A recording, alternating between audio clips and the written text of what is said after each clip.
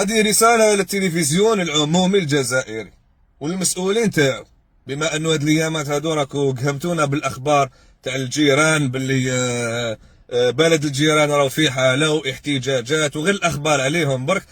انا اولا كمواطن راك تقدم لي المعلومه، نهضروا واقعه. انا شخصيا لا تهمني اخبارهم كامل. لو كانوا موا مثلا راكو تقدموا الواقع تاعنا تاع الصح، معليش، قال صحافه يهضروا منا وزيدوا نهضروا عليهم. ولكن الحقيقه انه الاخبار التي تهمني انا كمواطن، والله غير ماشي اللي عندهم فيضانات ولا، انا تهمني لو كان تحكي لي الواقع تاعي، باسكو الواقع تاعنا تاع الصح والله غير ما كنت هضره. في التلفزيون راكو تقولوا باللي كاين بنوات، انا الواقع تاعي عندي 4 ايام وانا حاصل بزوج بنوات فيهم لابسي قد هاك، دونجي خطر عليا كي نكون نمشي، ودرت والله غير ما لقيتهمش كامل. ونهار نلقاهم ان شاء الله معرفه ومن هنايا راح نلقاهم بالك تريبل تاع الثمن تاعهم. هاد الاخبار هادو مثلا الواقع تاعي، لو كان تحكيو عليهم تما كنت تحكيو على المعيشه تاعي. احكيو لنا على الغلق تاع كلش، هذا بياسه صغيره هكذا تاع الطاقه، اللي طلع الطاقه دير واقيلا واحد 10000 فلاشين باب زوار دور عليها كومبلي ما تلقاهاش. حكيو لنا على البرودوي تاع العينين، كنت نشريه ب60000 تاع الخارج، تنقطع كامل ولا كاين وعفسه واقيلا لوكال ولا هكذا سومتها 30000، كي ولا وحده ولا يدير 60000 ومن ولا يدير 80000 ومن ولا يدير 150 ويزيد يضر العين. هاد العفسه لو كان تهضروا عليها انا هذه حاجه تهمني ونحس بلا كنت تهضروا على الواقع تاعي. حكيونا على السوق السوداء تاع الاورو، كي تجي خارج من البلاد يدوموندي لك ورقه باللي مثلا قال 7500 اورو راك مخرجهم من البنكه، والديواني على بالو وانت على بالو والعالم كاع على بالو باللي احنا رانا نشريو الاورو من السوق السوداء. كل واحد في حومته وين، من السكوار ولا تشري من عند بوشي ولا من عند خباز ولا من عند ريستورون الى اخره. احكيو لنا لا يا سيدي على رونديفو تاع الفيزا اللي المفروض المواطن الجزائري يكون مكسل في دارو بتليفون يحكمو باطل، واللي راهو يتباع ب 12 مليون، فساد ديريكت ولا ما يروحوا الدراهم. هذا هو الواقع تاعي، ماشي مناطق الظل تاعهم اذا صب الثلج فيهم ولا الى اخره من هذه الاخبار اليوميه. وما كان لا تبداو باك زعما اعداء الوطن ولا يا اخي، ما نشا وراء البحار، انا في قلب الجزائر اون ديريكت من القبه، انا عايشين الشارع ونعرفوا الواقع.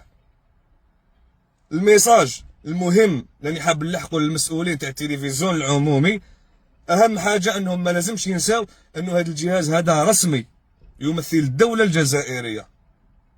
صحيح انه هناك حرب اعلاميه، لا شك، هذه كاين حرب سيبرانيه على الجزائر، هذه ما فيها حتى شك، ومن عده اطراف ماشي غير من طرف النظام تاع الجيران. ولكن التلفزيون الرسمي والله العظيم غير اكبر من انه يطيحوا له النيفو تاعو والهيبه تاعو بهذه الاخبار اليوميه. هاي طيحت الشتاء عندهم، ها مواطنين خرجوا يا سيدي عبالك. ما في اطار الحرب كاين تكنيك خو، كاين قنوات ما بين قوسين خاصه يجاوبوا هما بالنيفو تاعهم، كاين صفحات فيسبوك، كاين قنوات الكترونيه، هادو ما عندهم السمعه يخافوا عليها. بصح باش نطيحوا بجهاز رسمي هذه ما كاش منها، لازمش نرجعوها تحريشه. ياك على بالكم باللي صفحه الفيسبوك تاع التلفزيون العمومي اباك تخرج تحت اسمه باللي هذه الصفحه ميديا كونترولي باغ ليتا دو سو بيي اونتر بارونتيز الجيري.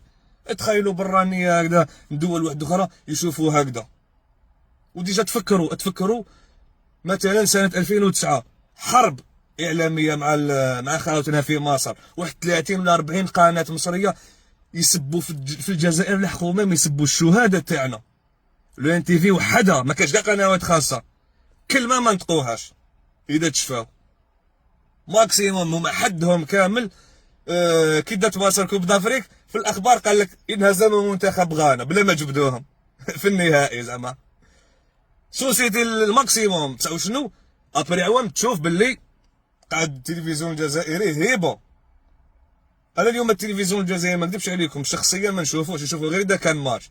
بصح حنا مهما نعرفوه من بكري، زعما قال نهضروا نقولوا حطبه وقديم كاليتي قديمه خرده لي زيميسيون قرعه، بصح مالغريتو التلفزيون الجزائري عامه محترم. مثلا ما يجوزلكش عفسه اخلاقيا عيانه، باسكو تلفزيون رسمي يمثل الدوله الجزائريه. تسمى ما بيناتنا سيوي زعما نقصروا عليه، بصح انا قدام الناس والله غير غادني. لذلك لازم نستحفظوا على الصوره تاعو لانه جهاز رسمي. ان شاء الله الرساله هذه تكون مفهومه، وجسبر ان شاء الله تلحق هذه الرساله. وبارك الله فيكم، واعطيونا رايكم في لي كومونتير.